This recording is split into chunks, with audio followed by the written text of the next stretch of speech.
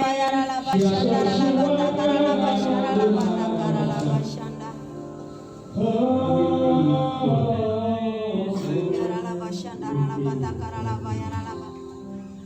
Tuhan kami rindu, kami rindu kehadiran-Mu di tempat ini Tuhan, untuk mengubah setiap sikap hati kami di hadapan Allah di surga. Kami rindu Tuhan untuk melawat kami hari ini Tuhan. Melalui firman-Mu kami diubahkan Tuhan. Ya Yesus. Mari Kau jawab setiap kali pada pagi hari ini. Yesus Setiap pribadi Tuhan. lepas pribadi Tuhan. Luruskan jalan kami di hadapan dengan Roh-Mu Tuhan. Dengan firman-Mu Tuhan kami mampukan Bapa di surga. Tuhan, memang kami tahu kami masih ada di dalam dunia ini Ya Tuhan. Yesus. Tetapi biarlah sikap hati kami tidak seperti dunia ini Tuhan. Bara la bayara la Kami bashanda la diubahkan Tuhan. batakara la bayara la. Kami memperoleh hidup yang baru Tuhan. Mulai hari ini ketika kami mendengar firman-Mu sampai kami ada di luar sana Tuhan, kami dapat menjadi berkat Amin. bagi siapapun juga Tuhan yang kami jumpai dalam kehidupan kami Ya. Tuhan. Terima kasih bagi penuhi kami dengan Roh-Mu, mengurapi kami dengan urapan-Mu yang baru Tuhan. Amin. Beri kami kemampuan-Mu, kekuatan-Mu ya Tuhan, agar kami mampu memberi Tuhan menerima firman-Mu hari ini Tuhan, untuk mengubah setiap sikap hati kami di hadapan-Mu. Ya Bapa surga. Yesus Kami juga berdoa buat hamba-Mu, Tuhan pakai hamba-Mu Tuhan, untuk mengurapi hamba-Mu, hikmat yang tidak kami terbatas turun dalam hidup hamba-Mu Tuhan, untuk menyampaikan kepada kami semua di tempat ini Bapa surga, apa yang harus kami lakukan untuk hari-hari ke depan ini Tuhan, untuk mengantarkan kedatangan yang kedua dalam kehidupan kami Tuhan Yesus. Mampukan kami, mampukan hamba-Mu pada pagi hari itu berbicara kepada kami Tuhan, dan kami percaya Tuhan, firman-Mu penuh dengan kuasa Tuhan. Ketika firman-Mu disampaikan kepada kami semua, yang lemah dikuatkan, yang susah dihiburkan, yang sakit disembuhkan, yang lumpuh berjalan, yang buta melihat, dalam nama Tuhan Yesus Kristus. Terjadi Tuhan, kebangunan rohani terjadi tempat ini pada pagi hari ini Tuhan. Melalui pola pikir kami diubahkan Tuhan. Terima kasih Tuhan. Kuasa kegelapan setan, roh jahat Lucifer yang ingin coba-coba untuk mengganggu konsentrasi kami di saat kami mendengarkan firman pada tempat ini pada pagi hari. Setiap roh kesombongan, roh penolakan yang akan mendengar firman Tuhan, setiap roh penyembah berhala Tuhan, roh yang tidak senang, yang tidak suka mendengarkan firman Tuhan, saat ini Bapa kami sepakat, kami ikat kami tolak Dalam nama Yesus. Dalam nama Yesus. Darah Yesus. Di dalam nama Tuhan Yesus kami berdoa dan bersyukur kepada Bapa di surga. Haleluya. Sama-sama katakan Amin. Shalom. Shalom. Shalom. Shalom. Shalom. Tuhan kita, Yesus Kristus namanya, nama di atas segala nama. Amin. Tidak ada yang lebih berkuasa daripada nama Yesus. Amin. Nama Yesus yang akan menolong saya dan saudara, sebab di dalam nama itu segala kebajikan surga akan dilepaskan Amin. bagi hidup saya dan saudara. Coba lihat samping kiri kananmu, kamu luar biasa. Luar biasa Coba, dalam nama Yesus. Kamu luar biasa dalam nama Yesus. Luar biasa dalam nama Yesus. Samping kiri kananmu, kamu luar biasa. Sekali lagi, kamu luar biasa, tunjuk sama dia. Dan sebaliknya tunjuk, kamu juga luar biasa. Haleluya. Haleluya.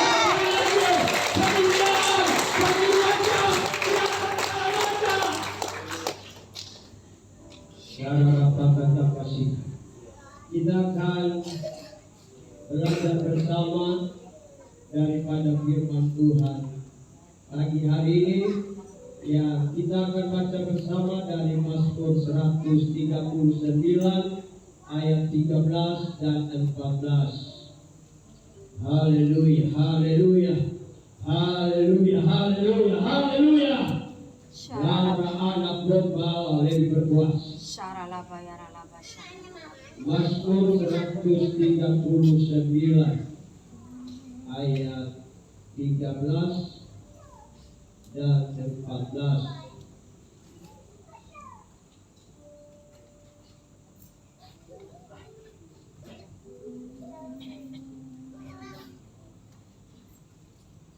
Saya akan baca ayat yang ganjil, saya minta kesediaan saudara di ayat yang genap karena 2 ayat saja. Ayat yang ke-13 demikian bunyi firman Allah. Sebab engkaulah yang membentuk buah pinggangku, menenun aku dalam kandungan ibuku. Ayat 18, 1, 2, 3. Kejadianmu dahsyat dan ajaib. Ajaib apa yang kau buat, dan jiwaku benar-benar menyadari. Haleluya, haleluya, haleluya. Saudaraku di dalam Tuhan Yesus Kristus, sobat yang setia di dalam Yesus Kristus Tuhan kita, Allah yang luar biasa, yang sanggup memulihkan segala keadaan dan kondisi kehidupan saudara. Tidak ada satu kekuatan di bawah kolong langit ini yang akan mampu berdiri tegak ketika engkau dengan hati yang jujur, tulus, meninggikan, mengagungkan Tuhan, dialah Raja di atas segala raja, yang telah mengalahkan maut dan bersama kutuk-kutukannya. Engkau ingat di bawah telapak kakimu, sebab di dalam dirimu ada roh yang besar, bukan roh yang kecil, tapi roh yang besar yang memampukan engkau untuk berjalan di dalam kebenaran kepada kebenaran, di dalam berkat kepada berkat yang lain. Jangan mau tunduk kepada setan dan iblis bersama dengan seluruh pekerjaannya yang ada di tengah-tengah dunia ini. Firman Tuhan berkata bahwa seluruh kelompok daripada si jahat itu, firman Allah menentukan kita pagi hari ini ada di bawah telapak kaki kita. Haleluya. Amin. Amin. Ya, saudaraku di dalam Tuhan, sengaja saya bilang tadi bahwa coba tunjuk kiri dan kananmu, tatap mukanya. Saudara tadi tidak tatap, suami istri perlu tatap dulu. Kalau dia kadang suami istri juga mata ketemu mata, kadang tidak sanggup untuk saling bertatap. Kalau saya begini, iya, amin. Saudaraku di dalam Tuhan, saya sengaja bilang begitu tadi karena tema kita hari ini, aku luar biasa. Amin. Coba bilang sekali lagi, saya luar biasa. Saudaraku di dalam Tuhan Yesus Kristus, firman Allah berkata bahwa kita bukan dari dunia ini. Karena kita bukan dari dunia ini, engkau tidak layak dan tidak pantas untuk hidup sesuai dengan pola, sesuai prinsip, pendirian, keteladanan, dan cara pandang daripada dunia ini. Engkau sangat tidak normal dan tidak pantas. Apa yang pantas bagi hidup saudara? Segala prinsip yang di dalam kerajaan surga, segala pandangan dari dalam kerajaan surga, itu yang layak, normal, pantas untuk dikenakan di dalam kehidupan saudara.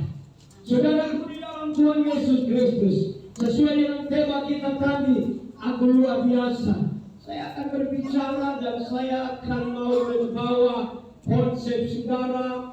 Jangan lihat dulu status ekonomi kita, jangan lihat dulu dari mana kita berasal secara jasmani ini. Jangan lihat dulu itu, di mana saya berada, apa yang saya punya. Alihkan pandanganmu daripada semua itu dan pandang satu janji Tuhan. Kalau dia Bapa kita, kita ini anak bro. Kalau kita anak, berarti apa yang Bapa punya, itu juga yang kau punya. Amin. Amin. Kalau dia Bapa kita, itu juga yang aku punya. Tidak ada bilang tidak. Mana Bapak Gembala punya apa-apa, lalu Roman bilang itu bukan saya punya, itu kan Bapak. Tidak mungkin saudaraku. Nanti kalau Bapak Gembala sudah tidak ada, sudah kembali ke surga, yang mengelola semuanya siapa? Anaknya. Demikian juga saya dan saudara. Dan kita akan memulai dengan firman Tuhan ini pagi hari ini, saudara. Haleluya. Dia bilang begini, saya akan ulang sekali lagi di ayat yang ke-13.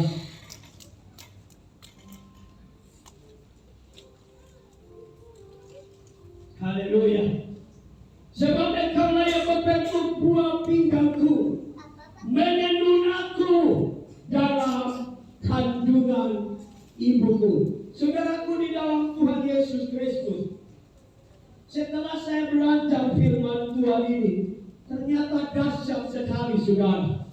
Kenapa saya bilang dahsyat sekali? Buah pinggang itu, kalau dalam bahasa sehari-harinya, ginjal. Saudara tahu fungsi ginjal? Kalau orang yang bermasalah pada ginjal bengkak tubuhnya, artinya dia tidak sehat. Tapi kalau pinggangnya, buah pinggangnya normal, atau ginjalnya normal, saudaraku di dalam Tuhan, engkau akan enak, engkau akan sehat, engkau akan bebas bergerak, engkau sehat dinyatakan oleh dokter, sekalipun engkau pergi ke dokter, orang ini sehat. Sebab apa?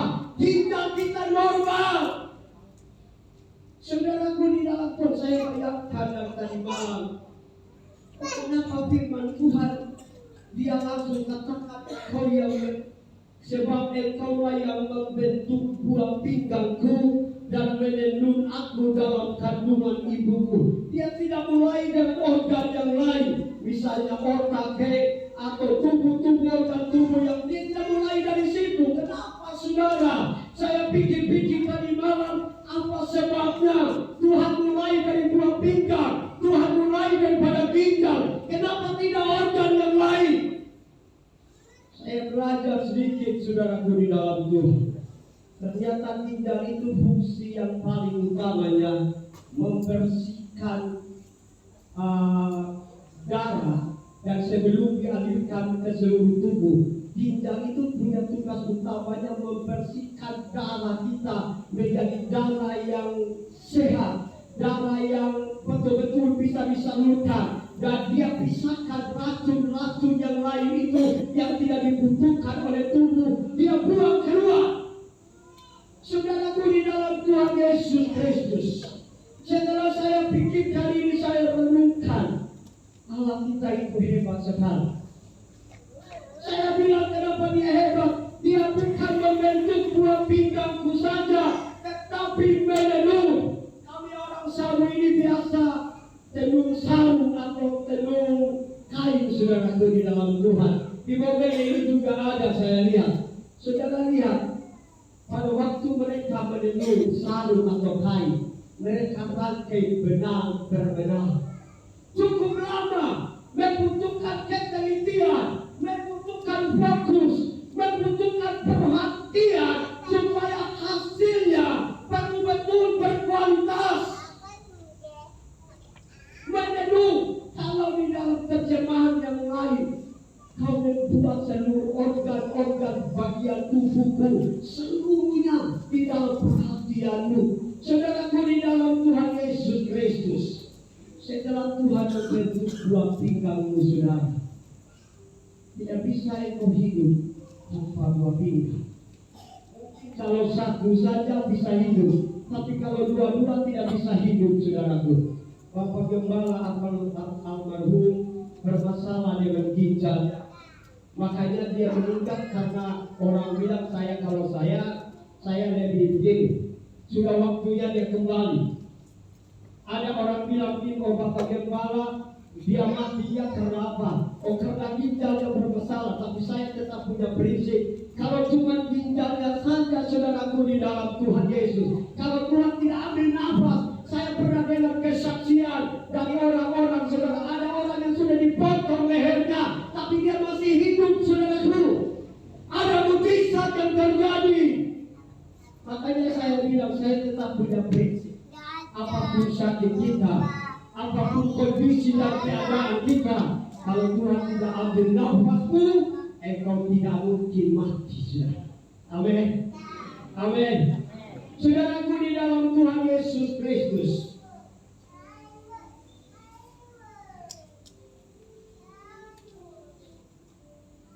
haleluya.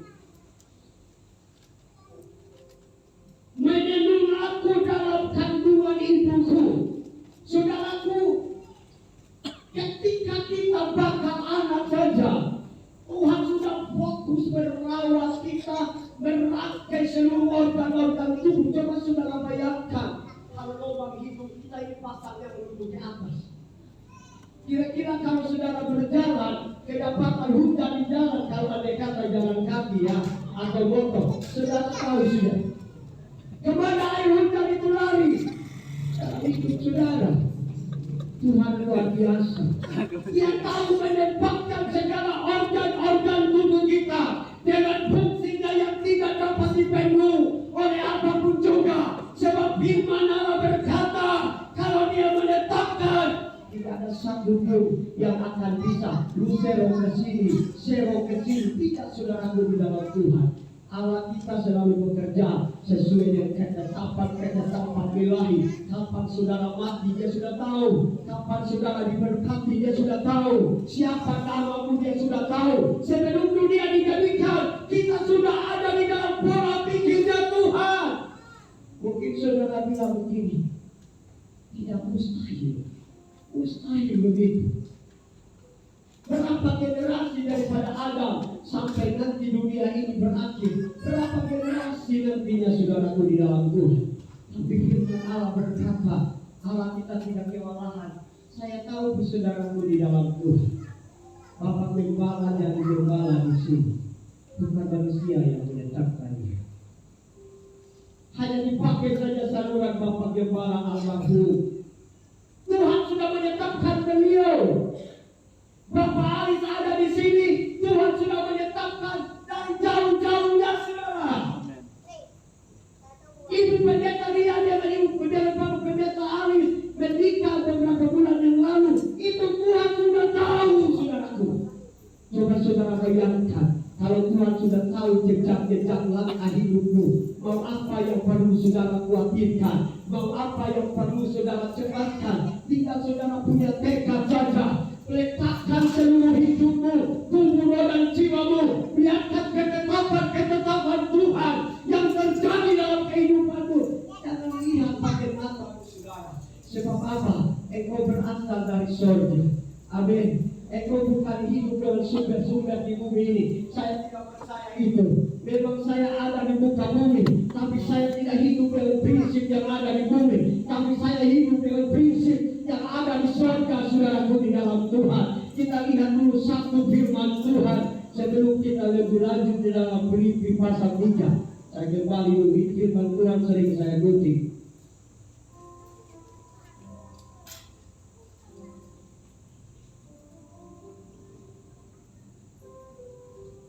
Filipi pasal 4 ayat yang ke-19. Saya salah tadi. Haleluya. Filipi pasal 4 ayat yang ke-19.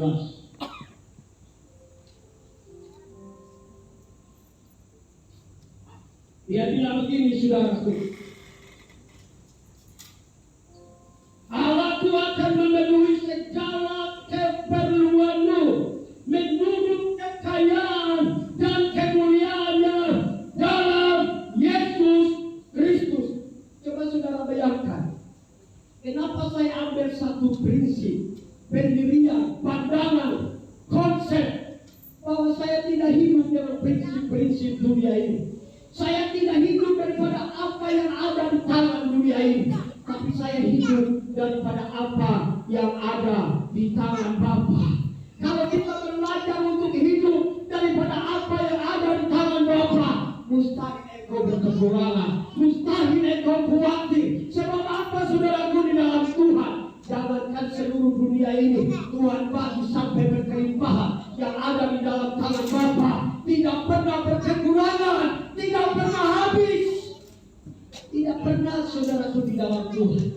Pada waktu kami kehilangan pekerjaan, bukan kehilangan mandat pandemi itu saudara, saya jadi pikiran. Karena waktu itu juga saya masih hutang balik yang harus saya bertanggung jawab. Coba saudara bayangkan seorang hamba Tuhan lalu hutang di bank, rupanya harus diambil oleh bank. Malunya bukan baik. Saya bilang saya tidak akan melayani Tuhan lagi, saya tidak akan khotbah lagi, bikin malu Tuhan.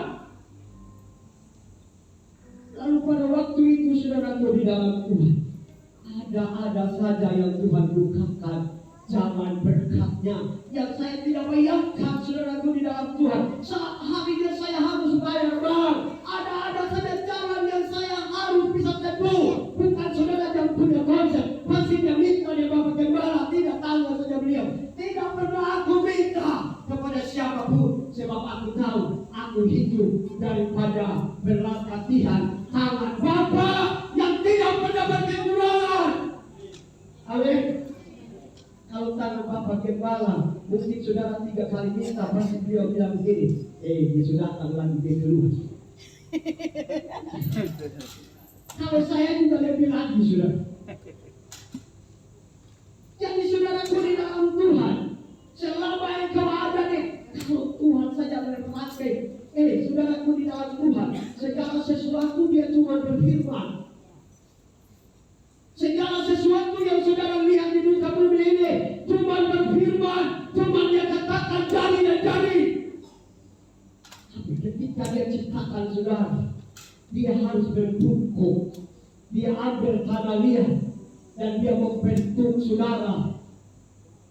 Dia membentuknya, dan setelah dia bentuk, dia hembuskan nafas kehidupan yang adalah hidupnya Tuhan sendiri. Coba saudara bayangkan, makhluk yang mana yang ada di muka bumi ini yang memiliki hidupnya Tuhan kecuali saudara. Amin. Amin. Kecuali saudara, tidak ada yang lain. Sudah tidak, cuma diciptakan kan. Tapi ketika saudara diciptakan, artinya begini saudara, betapa hebat dan dahsyatnya hidup saudara. Kalau dalam pandangan Tuhan saja kita betapa dahsyat, kenapa kita harus khawatir? Kecuali saudara malas. Orang yang malas, kata firman Tuhan, jangan dikasih makan.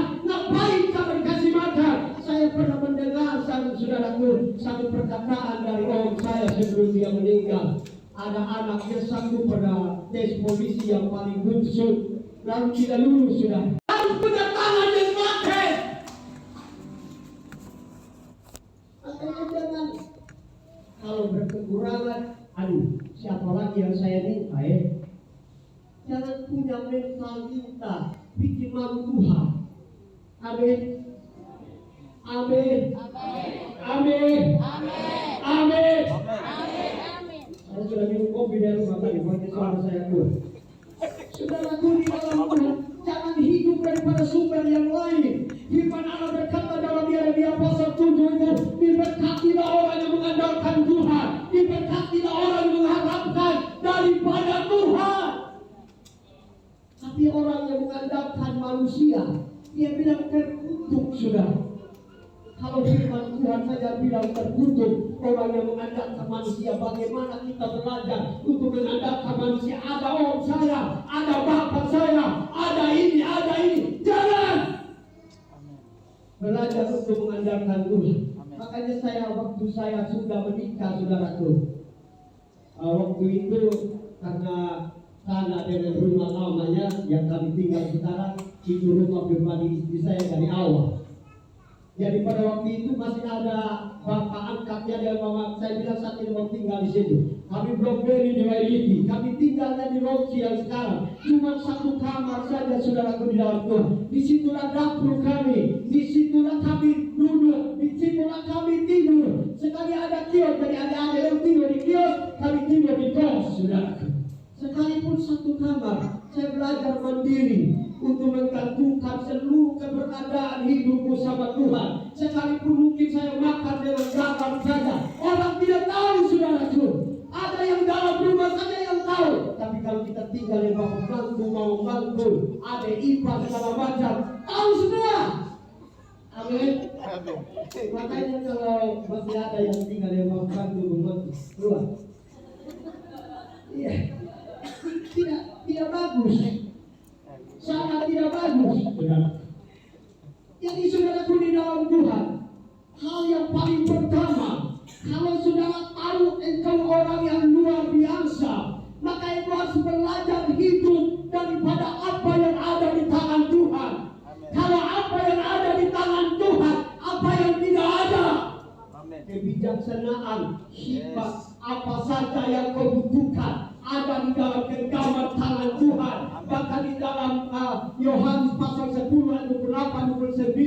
itu ada di dalam genggaman tangannya Tuhan. Siapa yang bisa rebut saudara dari situ? Siapa yang bisa hancurkan hidup saudara dari situ? Siapa yang bisa celakakan hidup saudara di situ? Tapi persoalannya saudaraku di dalam Tuhan, kadang kita keluar dari situ dan kita mengambil jalan kita sendiri. Ini yang membuat saudara celaka. Amin. Kadang orang mengalami malapetaka itu bukan karena Tuhan tidak sertai hidupnya, bukan karena Tuhan tidak bersama dengan dia, tapi dia memilih memberontak seperti anak yang terhilang. Dia memilih tidak mau bersama dengan bapaknya lagi. Dia tidak memilih untuk tidak mau diatur lagi oleh bapaknya, untuk tidak ada lagi di dalam otoritas bapaknya. Dia memilih jalannya sendiri. Ketika dia memilih jalannya sendiri, apa yang terjadi? Makanan babi saja mau dimakan oleh dia.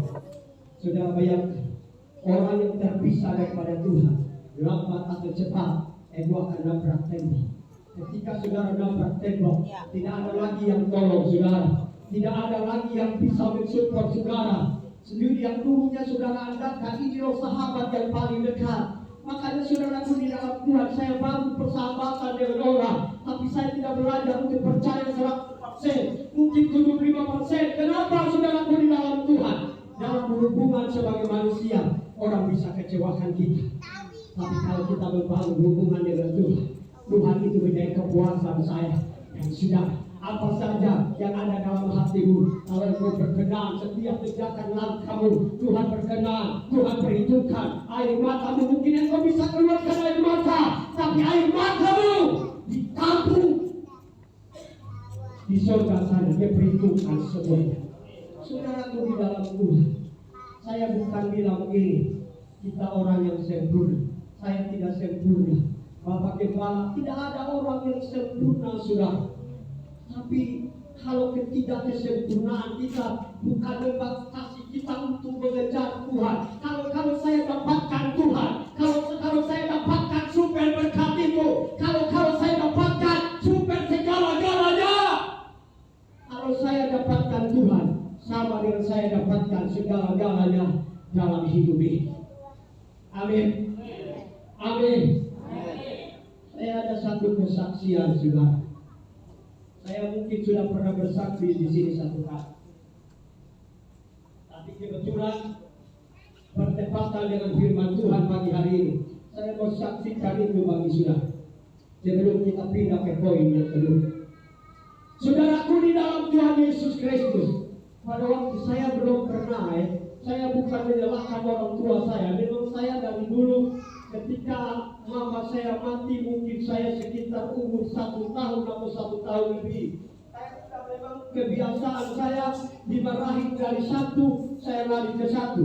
Jadi seperti bola, ditendang kiri saya ke kiri, ditendang ke kanan, saya balik putar kanan lagi. Hidup memang sudah biasa begitu dari dulu, saudara. Pada waktu kami menikah, saudaraku di dalam Tuhan Yesus, kami waktu pergi dari sini, kami tidak rencana untuk menikah. Kalau hari ini kan kami keluarga Saburai 2 ini sudah ada istilah kumpul keluarga. Dan uangnya itu mungkin kita tidak bisa lagi keluarkan uang dari kantong, karena hitungannya itu 40 juta ke atas. Kalau kami orang Sabu Subangun, nah itu yang orang bilang angkat jempol yang kesatuan orang Sabu. Saudaraku di dalam Tuhan, pada waktu itu belum ada yang begitu.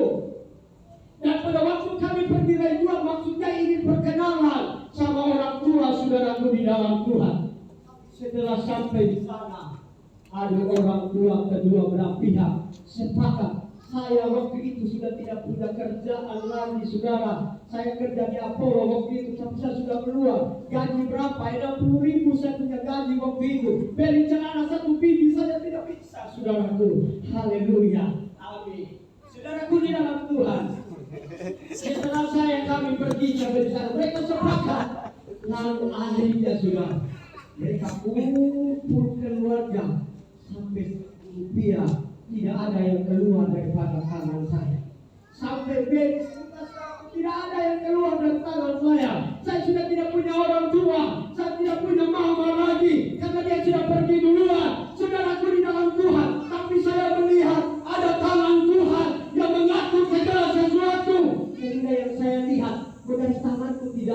berarti tepatlah apa yang saya bilang. Saya belum bertobat waktu itu, saya belum bertobat sungguh-sungguh. Masih sudah bisa khotbah, tapi masih kiri kanan saudaraku. Kiri kanan saudara tahu, hafal sendiri.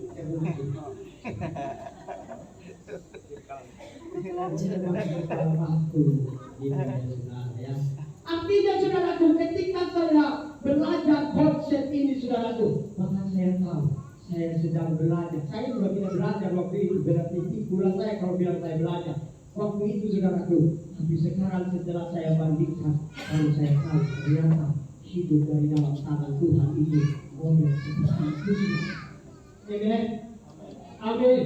Model seperti itu saudaraku, yang kita tidak bayangkan. Makanya kalau Tuhan sudah angkat kita, jangan rasa bangga diri. Masih ada lagi level yang berikut yang Tuhan mau percayakan saudara. Amin.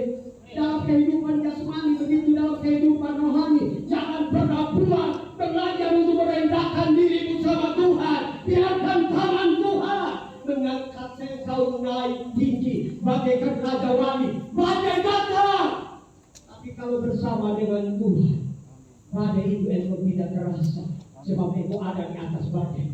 Engkau tidak pernah berjalan bersama dengan badai, tapi engkau berjalan di atas badai. Sepertinya aman sekalipun ada goncangan.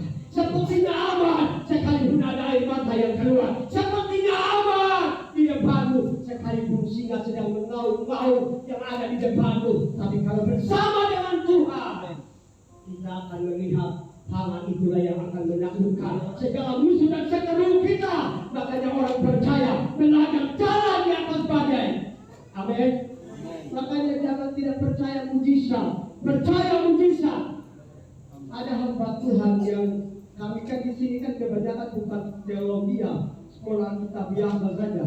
Saya di waktu gembala ini dengan mungkin ibu pendeta biasa saja yang sempat sekolah pendeta di sore dengan Pak Pendeta Alis Gogi. Tadi kami sekolah kita biasa saja sudah. Tapi ada yang baru pulang dari sekolah Alkitab dan menyandang titel STH, sarjana teologi. Saya dengar khotbahnya saudara, apa yang dia bilang begini, dia kasih contoh mujizat-mujizat. Saya kalau dia ada di depan saya bertanya dia sebetulnya, tapi dia bilang begini saudara, jangan terlalu percaya semua mujizat. Jangan percaya orang-orang yang mengadakan mujizat setiap hari. Tuhan Yesus mengadakan mujizat setiap hari. Kalau Tuhan mau saudaraku, dia bilang begini, pada waktu dia umpamakan orang yang Tuhan Yesus pada waktu berjalan di atas air. Dia bilang itu cuma cerita. Saudara baca dalam Alkitab itu cuma cerita? Tidak, itu kejadian benaran. Itu kejadian benaran saudara. Tapi dia bilang ini cuma cerita. Saya bilang dia sekolah teologi ama bodoh banget. Amin. Ini tidak perlu ditafsir lagi saudaraku. Di situ Tuhan Yesus berjalan di atas air.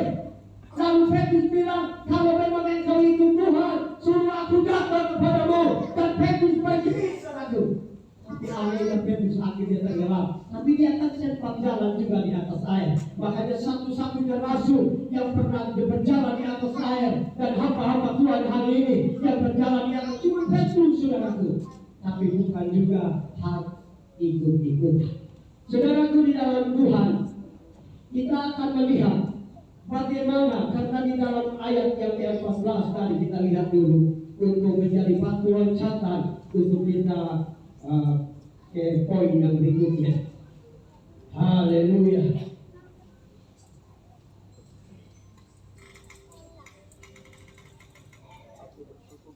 Dalam Mazmur 139 dan ayat 14-nya dia bilang begini, aku bersyukur kepadamu oleh karena kejadianku dahsyat dan ajaib. Ajaib apa yang kau buat, dan jiwaku benar-benar menyadarinya. Saudara, untuk menjadi batu loncatan dari situ, supaya kita bisa mengerti apa yang Tuhan buat bagi kehidupan saudara. Apa cuma berkat jasmani saja? Apa cuma pemeliharaan secara jasmani saja? Apa cuma penyertaan kalau engkau sakit Tuhan sembuhkan dan segala sembuhkan saudaraku?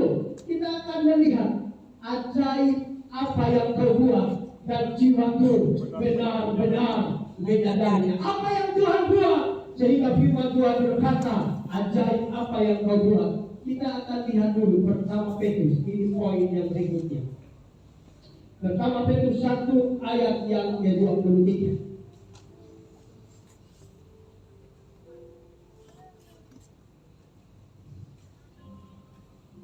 Ini saudaraku di dalam Tuhan, makanya di poin yang di awal daripada apa yang saya sampaikan tadi, kita bukan dari dunia ini, kita dari surga.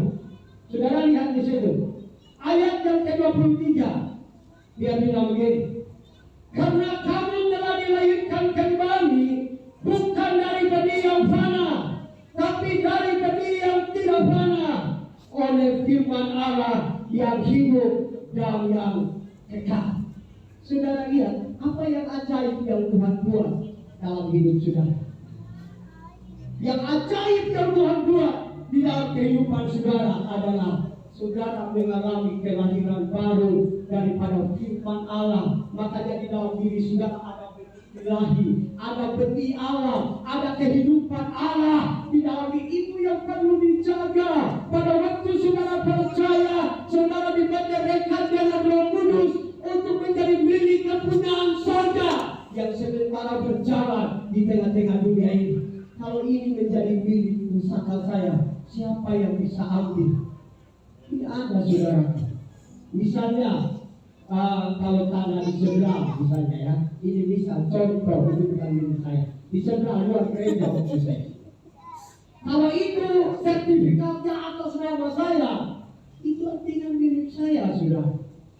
Pada waktu saudara percaya bahwa Yesus adalah Tuhan dan Juru Selamat dalam kehidupanmu, itu tanda milik surga di dalam hidup saudara yang tidak boleh disentuh oleh siapapun, yang tidak boleh disentuh oleh kekuatan manapun juga, yang tidak boleh disentuh oleh apapun kekuatan yang ada di dalam dunia ini, saudaraku, di dalam Tuhan. Makanya di dalam pertama Yohanes 4 ayat 4 kita baca ayat ini. Yohanes 4 pertama, Yohanes 4 ayat yang 4. Dia bilang begini, saudara. Haleluya. Saya akan baca. Kamu berasal dari mana? Dari Allah. Dari Allah. Kalau setiap kali saya baca firman Tuhan, saya ikuti arti katanya dulu. Kalau firman Tuhan bilang begini, kamu berasal dari Allah, saya tidak punya hak untuk bantah itu. Ya. Saya harus ikuti amin. Saya harus pegang itu, saudara. Saya berasal dari Allah.